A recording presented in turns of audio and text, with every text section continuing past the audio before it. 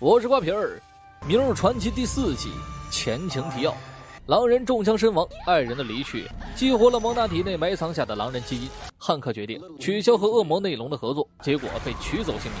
赶到的诺拉被误解为凶手，他只得选择逃跑。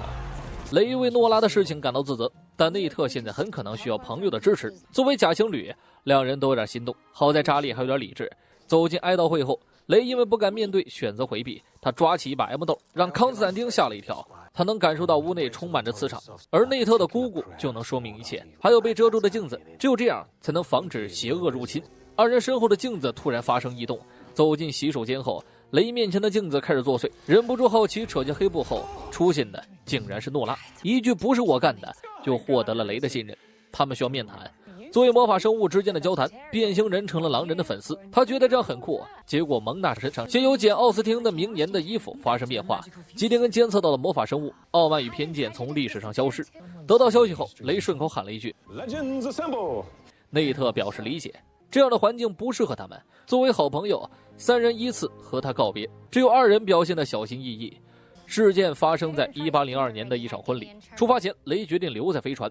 蒙娜从查理身上闻到了内特的味道，闺蜜们开始八卦。查理怂恿她直接上了内特，结果查理受不了了，直接进入主线任务。蒙娜的帽子突然飞走，查理捡起帽子时被马车吓倒，车夫见状急忙将他扶起，结果二人对上了眼，旁边还有吃瓜群众，他被雷明顿爵士叫走。二人行屈膝礼后，又被三人调侃。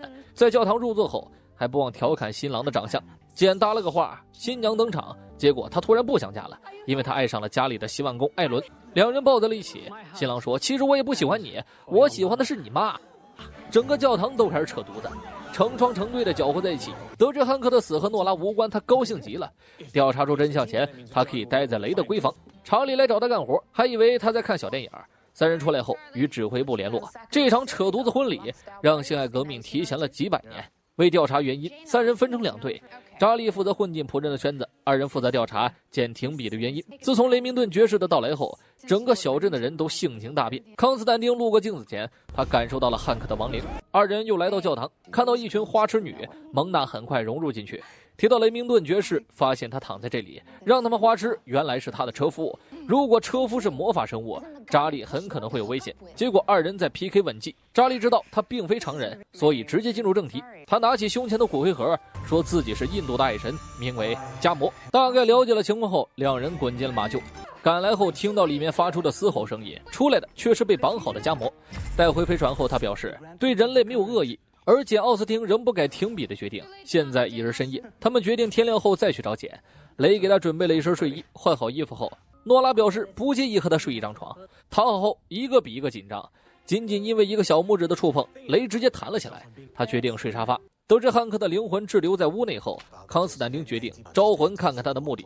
但是伤害魔法生物的事情被实锤，内特并不想听他说话，收音机作响，发出恐怖的声音。内特表示并不畏惧。趁着深夜，加摩把骨灰扬了出去，经过通风口飘进了雷的房间。诺拉一睁眼看到赤裸着上身的雷，接着开始了一些少儿不宜的画面。春梦大醒的人们讨论着梦境，查理不肯承认自己梦到多人运动，蒙娜梦到科纳内后十分难过。每当他们注视对方时，整个世界都会消失。查理感觉他一直活在童话里，他们相识的时间并不久。蒙娜不仅不认同，甚至还十分生气。他认为这一切都怪简写的浪漫主义小说。轮番了小迷妹后离开了飞船，他认出了白天的蒙娜，而且非常赞成蒙娜嫁给爱情的观点。他终于冷静了下来，他的作品被所有的出版商拒绝。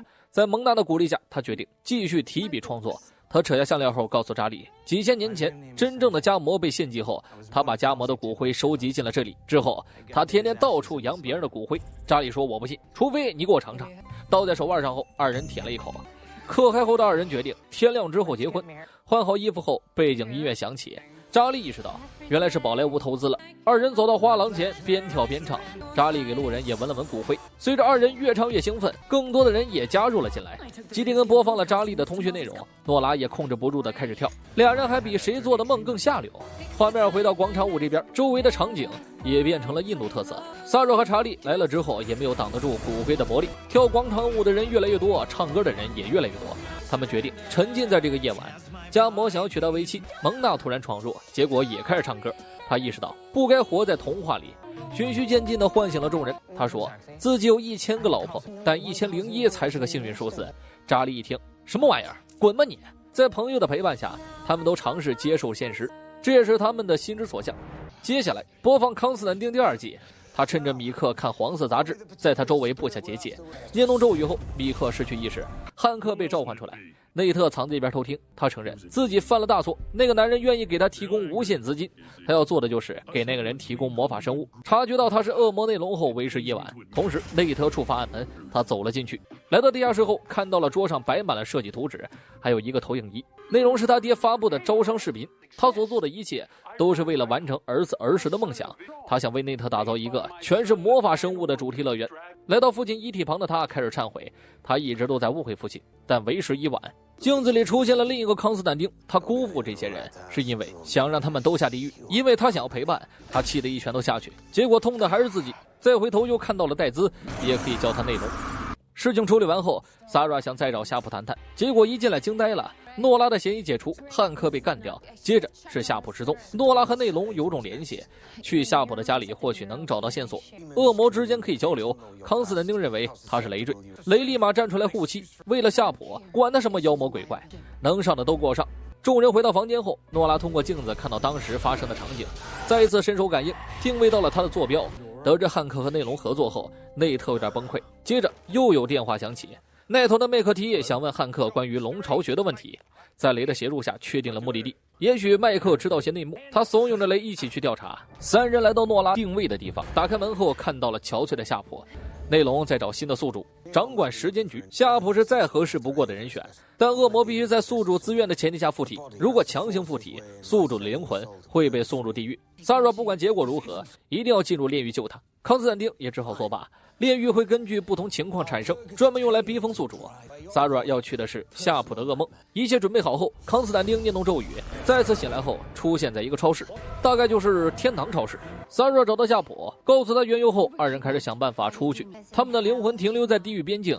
盖瑞心疼地赶了过来，他跨进结界，想要照顾夏普。其余人还有别的任务。来到工地的2人找到麦克，他从下巴认出了海伍德家族的人，但是关于内龙的故事他从未听说过。叫他们来是因为内特儿时画的龙穴设计图他有点看不懂，但看到父亲为孩子实现梦想的地方之后，虽然感动，但是方法却不正当。他要工人们拆掉这类的一切。他把萨拉晾在一边，精心地照顾着夏普。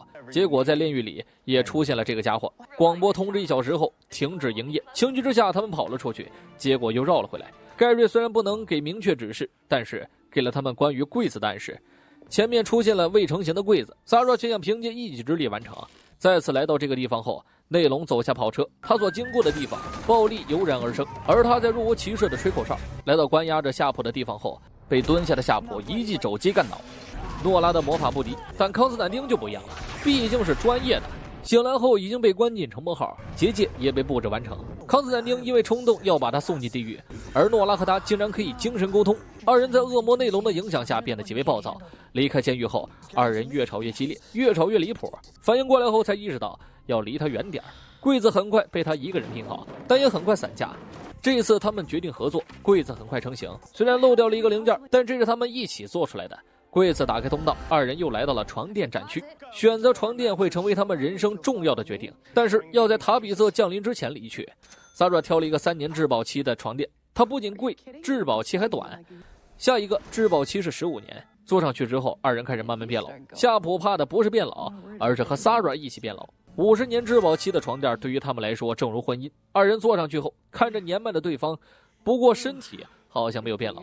规划未来对萨拉来说太遥远了。夏普希望他能展望一下，结果2人往床垫上一倒，又来到了厨房。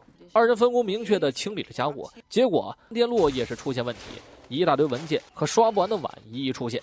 得知内龙被抓后，内特直接冲了进去，还弄坏了开关。他深知内特心里的愤怒，刻意用汉克来激怒他。魔法生物是为了帮他传播恐惧，而不是为了内特建造儿童乐园。他差点因为愤怒走出结界，结果被雷拦住，这一拳让他冷静了下来。众人在内龙的口哨声中离去，他能感觉到马鲁斯在地球上时的脆弱，所以如果能让内龙现形，就能找到解决他的方法。诺拉的脑子里响起了内龙的呼唤，他假借休息离开了队友。Sara 开始逃避琐事，虽然二人想在一起生活，但是实在无法接受生活中的小事情。Sara 索性破罐子破摔，提议到郊区生活，直到死去。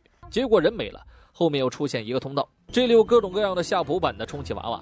诺拉走进监狱，他从监控中消失，他试图离间诺拉和康斯坦丁的关系，但在他的印象里，康斯坦丁从没有放弃过他。不过失败后，他还是被抛弃。诺拉走进了内龙的圈套，他虽然输掉了上次的战斗，但等到塔比瑟恢复自由，他毙灭了康斯坦丁。这里的每个夏普都可以满足他所需要的一切，但他想要的只是夏普。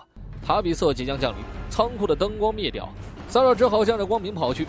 冷静下来之后，他认为汉克的死和自己有关。不过在雷的精心调剂下，他释怀了。突然想起来那个乐园不能拆，他希望能得到诺拉的身体作为新的宿主，交换条件是复活他爹达克。注意到监控出现问题后，他赶了过来，结果让诺拉给扔到一边。Sara陷入黑暗当中，突然身后一亮，打开门后来到餐厅，夏普蜷缩角落，他们终于相聚在一起。二人顺利从炼狱中醒了过来，也少不了盖瑞的功劳。监狱被打开后，管理局接到警报，内龙现出原形，飘荡在上空。他准备占领诺拉身体的时候，二人突然合力将他控制。内龙试图挣扎，把他送进地狱需要时间，结果雷突然闯进来，二人被击飞后，他扑向诺拉，他试图攻击内龙，遭到反噬的同时，内龙化为飞烟。戴兹清醒了过来，另一边的三个女人还在纠结要给内特发什么信息，最后决定发一个简单的约会邀请，但是他又后悔了。在工地上，他试图联系麦克，但是大哥因为在听开歌没有理会，他跑到摆锤前方，结果突然收到扎利的消息，好在没有忘记自己的身份，把大摆锤给挡住，但是因为没有同步，扎利给他发的消息看不到，他随便扯了几句就走了。因为经过地狱，戴兹想要他带着愧疚感继续活下去。诺拉的情况比较稳定，好在内龙被他消灭，这一次他下定决心不再抛弃诺拉。而另一边的雷差点被黑狗咬到，离去后他吹起了熟悉的口哨。我是瓜皮儿，下期见。